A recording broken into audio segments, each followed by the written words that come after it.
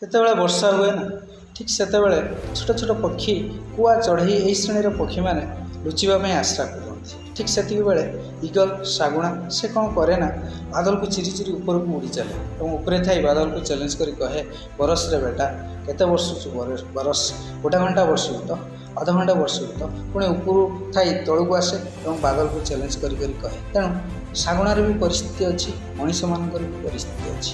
ପରିସ୍ଥିତି ତଳେ ଆମକୁ ଦବିବାର ନାହିଁ, ଆମେ ପରିସ୍ଥିତିକି ଦବାଇ ଦେବାର ଅଛି। ଯେତେବେଳେ ପର୍ଯ୍ୟନ୍ତ ଆମେ ପରିସ୍ଥିତି ଆଗରେ ହାର ମାନି ନାହାନ୍ତି, ଆମକୁ ପରିସ୍ଥିତି କେବେ ହେଲେ ହରାଇ ପାରିବ ନାହିଁ। କିସ୍ମତକୁ ଦୋଷ ଦେଇ ଘରେ ବସି କାନ୍ଦିବାର କୌଣସି ଆବଶ୍ୟକତା ନାହିଁ। ଲୋକମାନେ କୁହନ୍ତି ଏଇଟା ଆମର ସ୍ୱପ୍ନ, ଏଇଟା ଆମର କରିବାର ଅଛି। ଭାଇ ଯଦି ସ୍ୱପ୍ନ ଦେଖିଛ ତ ଫାଷ୍ଟଲି ପ୍ଲାନ୍ରେ କନଭର୍ଟ କର। ଯେତେବେଳେ ପର୍ଯ୍ୟନ୍ତ କହୁଥିବ କିଛି କରୁନଥିବ, ବାସ୍ତବରେ ଆପଣଙ୍କର ସ୍ୱପ୍ନ ସ୍ୱପ୍ନରେ ହିଁ ରହିଯିବ। ଯଦି ପ୍ଲାନ୍ ଅଛି ତାକୁ କମ୍ପ୍ଲିଟ୍ କର। ସେଇ ଖରାପ ସମୟ, ସେଇ କିସ୍ମତ ବି ଆପଣଙ୍କୁ କହିବ ତୁ ଟୁକାଟା ଠିକ୍ ଥିଲା, ମୁଁ ଖରାପ ଥିଲି। ଆରେ ପରିସ୍ଥିତି କଥା ଯଦି ଚିନ୍ତା କରିବା, ଭାରତର ବହୁ ସଫଳତମ ବ୍ୟକ୍ତିମାନଙ୍କ ପାଖରେ ବି ପରିସ୍ଥିତି ଥିଲା।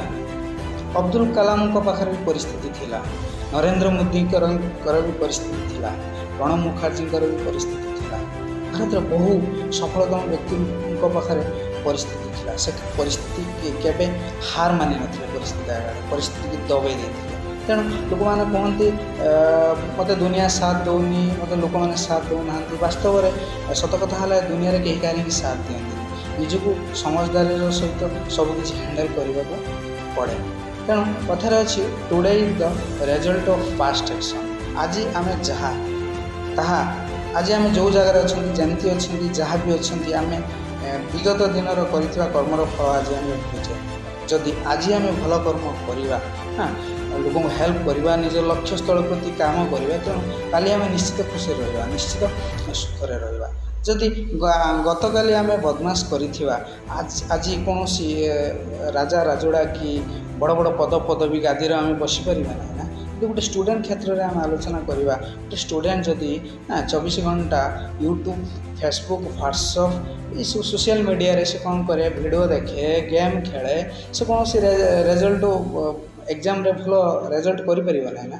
ତେଣୁ ଆମକୁ ପରିଶ୍ରମ କରିବାକୁ ପଡ଼ିବ।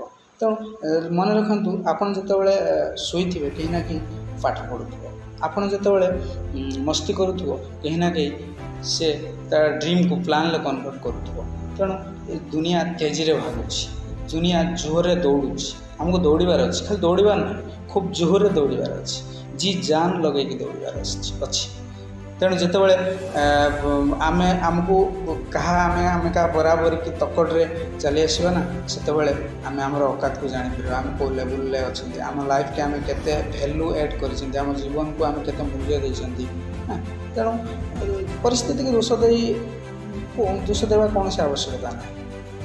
କର୍ମ କରିଚାଲନ୍ତୁ, ଡ୍ରିମ୍ ଅଛି ତ ପ୍ଲାନ୍ରେ କନଭର୍ଟ କରନ୍ତୁ ଏବଂ ନିଶ୍ଚିତ ସଫଳ ହେବେ। ଧନ୍ୟବାଦ।